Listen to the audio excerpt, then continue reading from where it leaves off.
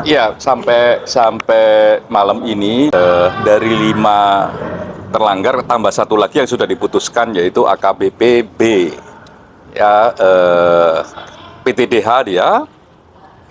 Jadi dia kena PTDH. Yang satunya AKP M masih proses, masih pemeriksaan saksi-saksi.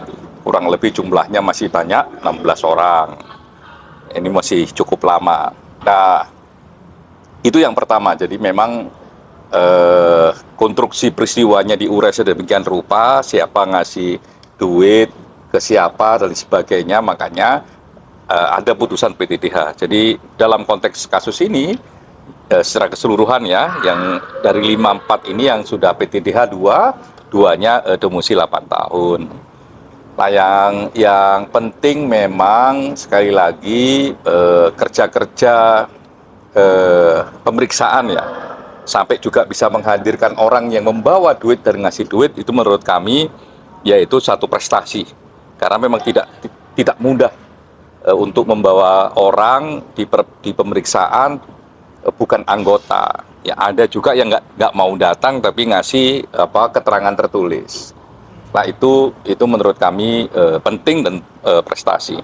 Lah, terkait pengembangan kasus ini ya, soal pidananya ya, kan ada LP pidana yang juga masuk ke polisi, itu sedang berproses dan kami harap memang bisa cepat. Kenapa bisa cepat? Karena sebenarnya konstruksi peristiwanya sudah mulai terurai dengan baik. Jadi kerja-kerja Paminal, kerja-kerja sidang KKIP itu sudah bisa memberikan konstruksi bangunan bagaimana basis ceritanya.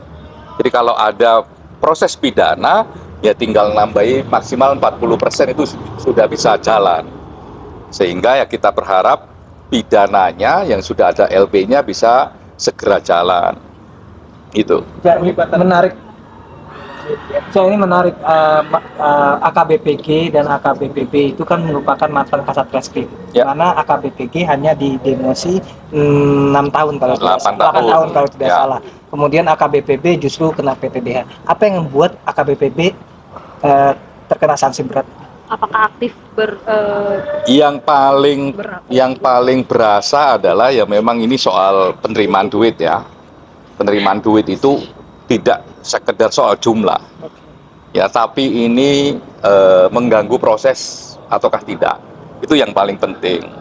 Yang kedua, dalam proses penegakan hukum sendiri, yang AKBPG kan prosesnya juga jalan sampai P19 dan katanya hari ini P21, ya, itu juga mungkin jadi pertimbangan. Jadi sebagai kewajiban penegakan hukum itu berjalan, berbeda dengan mungkin yang sebelumnya, pejabat yang sebelumnya yang nggak jalan-jalan ini kasus. Nah, mungkin kami nggak tahu persis apa kebatinan yang ada di majelis etik, tapi kalau kami melihat langsung prosesnya, kira-kira itu yang terjadi.